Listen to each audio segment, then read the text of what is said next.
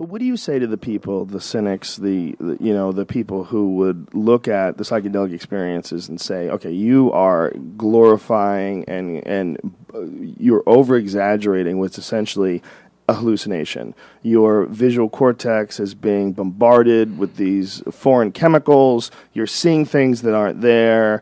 And all this is just your brain's need to make something profound out of what's essentially a malfunction of your thinking, a malfunction of your visuals, and you've sort of attached all this importance to it after the experience is over. Well, that's the cynical point of view. Yeah, right? That's the cynical point of view. But to that, I would reply that, what we call ordinary reality, ordinary consciousness, even consensus reality, is essentially a hallucination. I mean, right? The reason drugs work is because we're made of drugs.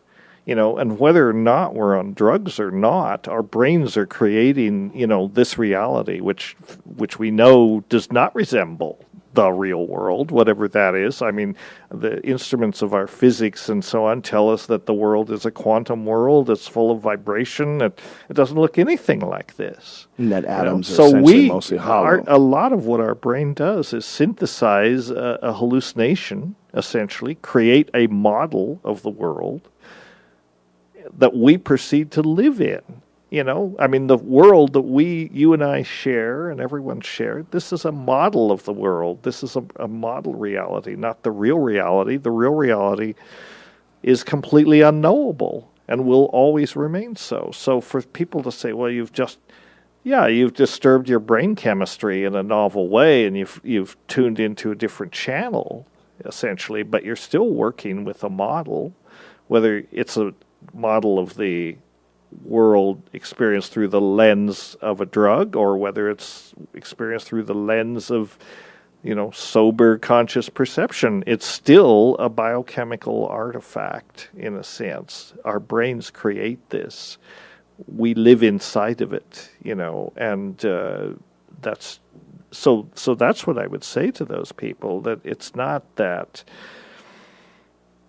there is some kind of objective reality which we're immersed in when we're not on drugs. It's more that we're on drugs all the time. Our brain is a organ that happens to churn out drugs, which we call neurotransmitters and hormones, and that's what our brains run on. So all you do when you take an external drug is you tweak one or more of those sets of receptors that the neurons are talking to, and you get a slightly distorted signal from what we have come to accept as ordinary reality. There is no ordinary reality, or we don't know what it is. It's forever unknowable in terms of our subjective experience.